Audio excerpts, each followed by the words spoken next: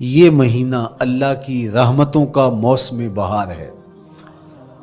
چھم چھم رحمتیں برستی ہیں، انوار اترتے ہیں، گناہگاروں کو آتش دوزخ سے نجات بخش دی جاتی ہے۔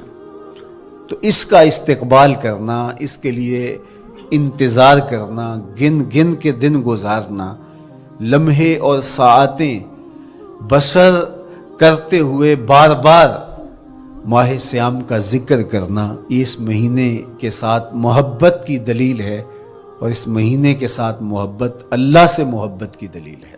اس لیے اس مہینے کا استقبال کرنا، اس کے لیے تیاری کرنا، اپنے گھر کو صاف کرنا، اس کے لیے اپنی اولاد کے دل میں شوق پیدا کرنا اور ماحول پہلے پیدا کرنے کی کوشش کرنا، تاکہ جو ہی یہ ماہ جلوہ گر ہو تو روزہ رکھنے کا مزاج پیدا ہو چکا ہو، تلاوت کلام مجید کا مزاج پیدا ہو چکا ہو، دیگر نوافل اور اچھے اعمال بجا لانے کی عادت پڑ چکی ہو۔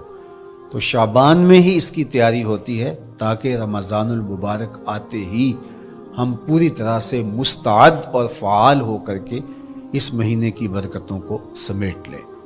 اللہ کے محبوب علیہ السلام نے ارشاد فرمایا کہ جب ماہ سیام آتا ہے فتحت ابواب الجنہ، تو جنت کے 8 دروازے کھول دیے جاتے ہیں، اور جنت کے 8 دروازوں میں سے ایک دروازے کا نام باب الریان رکھا گیا ہے، جو صرف روزہ داروں کے اعزاز و تکریم کے لیے ہے۔ روزہ دار اس دروازے سے گزر کے جنت جاتے ہیں۔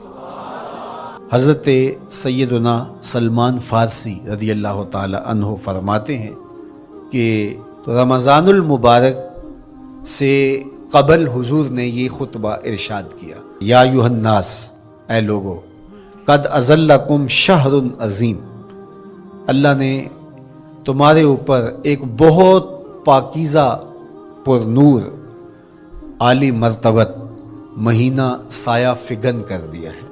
شہر فیہ لیلۃ خیر من الف شہر، اس مہینے میں ایک ایسی رات ہے جو 1000 مہینے سے بہتر ہے۔ جعل اللہ صیامہ فریدہ و قیام لیلۃ تطوع، اس مہینے کے دن کے روزے فرض قرار دیے گئے اور راتوں کا قیام نفل بنایا گیا۔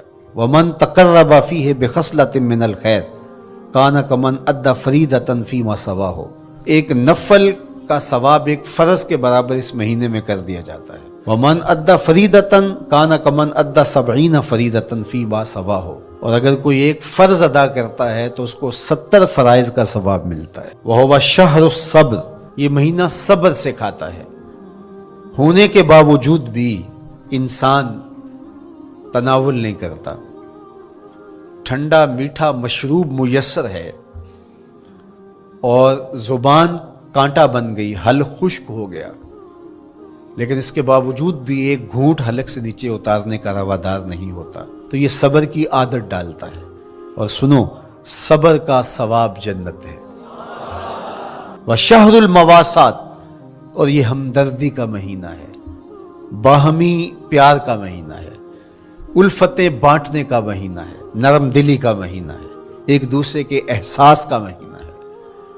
جب کوئی شخص بھوک اور پیاس کاٹتا ہے تو اس کو پھر محسوس ہوتا ہے، بالخصوص امراء، کہ بھوک کیا بلا ہوتی ہے، اور جو نان شبینہ کو ترستے ہیں اور جنہیں کھانا میسر نہیں آتا، ان کی زندگیاں کتنی تلخ ہوتی ہیں۔ تو بھوک اور پیاس احساس پیدا کرتی ہے۔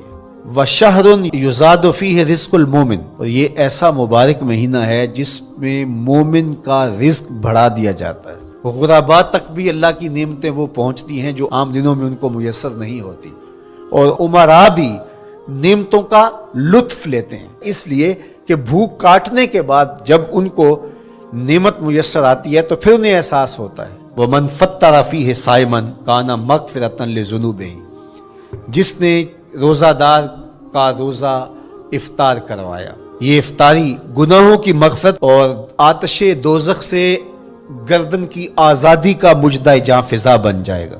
وَقَانَ لَهُ مِثْلُ أَجْرِهِ مِنْ غَيْرِ أَنْ يَنْقُصَ مِنْ أَجْرِهِ شَيْءٌ، اور روزہ افطار کروانے والے کو روزہ رکھنے والے جتنا اجر ہی دیا جائے گا۔ لیکن روزہ رکھنے والے کے اجر میں بھی کوئی کمی نہیں واقع ہوگی۔ تو صحابہ کا تو دل تڑپنے لگا کہ یہ کتنی بڑی بات ہے۔ انہوں نے کہا اے اللہ کے پیارے رسول صلی اللہ علیہ وسلم، ہم میں سے تو ہر بندہ یہ طاقت نہیں رکھتا کہ روزہ دار کو روزہ افطار کروا دے، تو یہ تو پھر اہل زر ہی یہ سعادت حاصل کر پاتے ہیں۔ حضور نے ارشاد فرمایا یؤت اللہ ھذا الثواب، یہ ثواب اللہ اسے شخص کو بھی عطا کرے گا۔ من فطر صائما علی مزقۃ لبن او تمرۃ او شربۃ من ماء، جس نے کسی کا روزہ ایک گھونٹ دودھ سے کھلوا دیا یا ایک کھجور سے کھلوا دیا یا پانی کے ایک گھونٹ سے اس کا روزہ افطار کروا دیا۔ ومن اشبع صائما، اور جس نے صحیح اہتمام کے ساتھ روزے دار کو اچھا کھانا کھلایا، اچھی پرتکلف افطاری دی، سقاہ اللہ من الحوض شربتا لا یظمأ حتی یدخل الجنہ، اس کو حوض کوثر سے ایسا جام ملے گا 50,000 سال کے دن میں اس کو دوبارہ پیاس نہیں لگے گی، یہاں تک کہ جنت میں چلا جائے گا۔ فرمایا وَهُوَ شَهْرٌ أَوَّلُهُ رَحْمَةٌ، یہ وہ مہینہ ہے جس کے پہلے 10 دن رحمت ہیں، اور اس کا درمیانی عشرہ اوسطہ وہ مغفرت ہے، وآخرہ عتق من النار، اور اس کا آخری عشرہ جو ہے وہ آتش دوزخ سے نجات کا ضامن ہے۔ کہا کہ 4 کام اس مہینے میں کثرت کے ساتھ کرو، وہ 2 خصلتیں، 2 کام جن کے ذریعے سے تم اپنے رب کو راضی کر سکو۔ فشہادت اللہ الہ الا اللہ، وہ گواہی دینا ہے لا الہ الا اللہ، وتستغفرونہ، اور تم کثرت سے استغفار کرو، اللہ سے بخشش مانگو، اللہ سے جنت طلب کرو اور دوزخ سے پناہ مانگو۔ تو یہ کام جو تمہاری ضرورت ہے تم اس مہینے میں کثرت کے ساتھ کرو۔ روزہ فرض کیوں کیا گیا؟ سویر سے لے کر شام تک سب کچھ ہونے کے باوصف بھوک اور پیاس میں وقت گزارنا اور میسر ہونے کے باوجود ایک گھونٹ بھی حلق سے نیچے نہ اترنے دینا، آخر اس میں کیا حکمت تھی؟ تو یہ بات اچھی طرح سے ہمیں سمجھ لینی چاہیے کہ یہ صرف کھانے پینے کو ترک کر دینا ہی نہیں ہے، بلکہ ان مقاصد جلیلہ کے حصول کے لیے روزہ رکھا جاتا ہے جو مومن کی زندگی کا مقصود ہے۔ اور اگر کوئی شخص کھانا پینا تو ترک کر دیتا ہے لیکن ان امور سے نہیں رکتا جن امور سے روکنا ان روزوں کا مقصود تھا، تو اس کا روزہ نہیں کہلاتا۔ میرے اور آپ کے آقا و مولا حضور نبی رحمت صلی اللہ علیہ وآلہ وسلم نے ارشاد فرمایا من لم یدع قول الزور والعمل بہ فلیس للہ حاجۃ فی ان یدع طعامہ وشرابہ، جس نے جھوٹ اور اس پر عمل کرنا نہ چھوڑا، جھوٹے کام ترک نہیں کیے، اس کا بھوکا اور پیاسا رہنا اللہ کو منظور نہیں۔ اللہ کو کوئی ضرورت نہیں کہ وہ بھوک اور پیاس کاٹے۔ روزے میں تو ان امور سے بھی روک دیا گیا جو امور عام زندگی میں جائز تھے، جو مشروع تھے، مباح تھے، لیکن روزے میں ان جائز مباح امور سے بھی منع کر دیا گیا۔ طیب اور طاہر کھانے، خوبصورت مشروب، ان سے روک دیا گیا۔ آپ آب زمزم بھی نہیں پی سکتے جبکہ وہ متبرک پانی ہے۔ شہر مدینہ میں بیٹھ کر شہر مدینہ کی پکی ہوئی کھجوریں بھی آپ نہیں لے سکتے، اس لیے کہ آپ روزے سے ہیں۔ تو روزے میں آپ کو متبرک چیزیں کھانے سے بھی روک دیا گیا، متبرک مشروب پینے سے بھی منع کر دیا گیا۔ تو مجھے بتائیے، جو رب آپ کو متبرک، مشروع اور پاکیزہ کھانوں سے بھی ایک مخصوص وقت کے لیے روک رہا ہے، تو جن امور سے عام زندگی میں شریعت اسلامیہ نے ہمیں منع کیا، ہمارے رب نے ہمیں منع کیا، تو اگر روزے کے دوران ہم وہ امور بجا لائیں تو پھر روزے کی مقصدیت حاصل نہیں ہوگی۔ تو اسی لیے فرمایا جس نے جھوٹ اور جھوٹے کام نہیں چھوڑے، اس کے بھوکا اور پیاسا رہنے کی اللہ کو کوئی ضرورت نہیں ہے۔ تو وہ یہ چاہتا ہے کہ میرے بندے ان امور سے بھی جب رک جائیں گے جن امور سے عام زندگی میں نہیں روکا گیا، تو وہ لازمی طور پہ ان امور سے رکنے کی کوشش کریں گے جن امور سے اسے منع کیا گیا ہے۔ تو جب یہ چیز انسان کا فہم، انسان کی عقل اور انسان کی خرد طے کرتی ہے تو پھر لامحالہ طور پہ رکنے کی عادت اس کے اندر تقوی کی نشأت کا ذریعہ بنتی ہے۔ آپ نے عمومی طور پہ دیکھا ہوگا کہ رمضان المبارک کا ماہ نور جب اختتام کو پہنچتا ہے، ہمارے سامنے عید کے 2-4 دن بھی یہ مشق رہتی ہے، اچانک کوئی مشروب آیا اور پینے لگے تو رک گئے، وہ کہیں ہمارا روزہ تو نہیں، لیکن پھر خیال آتا نہیں ہم روزے تو نہیں ہیں، آج تو عید کا دن ہے، تو ہم پی لیتے ہیں۔ چونکہ پورا مہینہ دن بھر ہم مشروبات سے رکے رہے اور آج بھی دن کے اجالے میں ہمیں پانی دیا گیا تو ایک دم ہمیں جھجک پیدا ہوئی، لیکن پھر ہمیں یاد آیا کہ اب روزے بیت گئے ہیں اور میں روزے سے نہیں ہوں۔ تو جو چیز جائز اور مشروع تھی ایک وقت کے لیے اس چیز سے بھی ہم رکے تو ہماری طبیعت کے اندر یہ ملکہ پیدا ہو گیا کہ ہم اس سے رکنے کا مزاج پیدا کر لیتے ہیں۔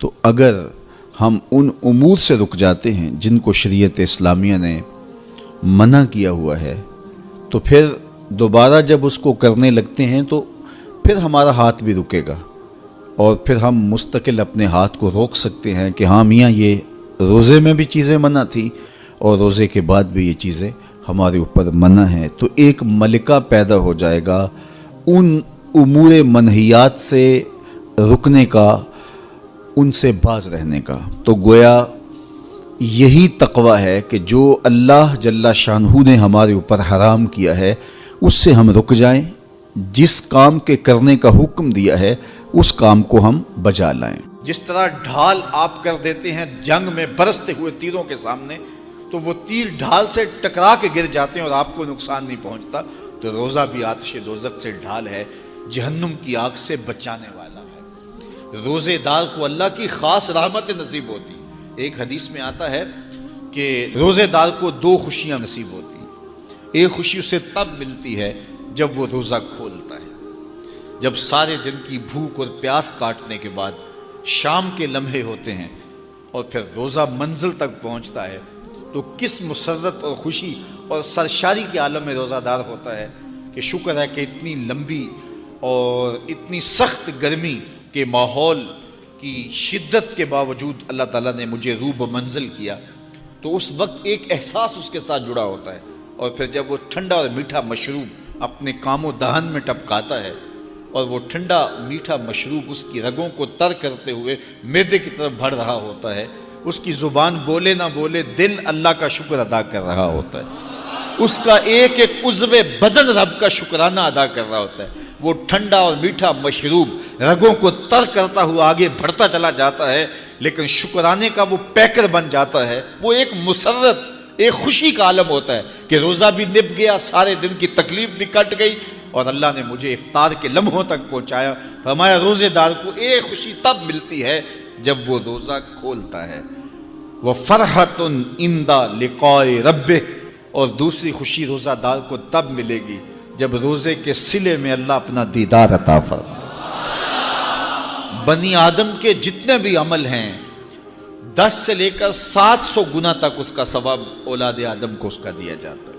جتنا گڑ ڈالو اتنا ہی میٹھا، تو بعض کو 10 گنا، بعض کو 70 گنا، بعض کو 100 گنا، بعض کو 700 گنا، تو 10 سے لے کر 700 گنا تک بندے کے اعمال کا صلہ دیا جاتا ہے۔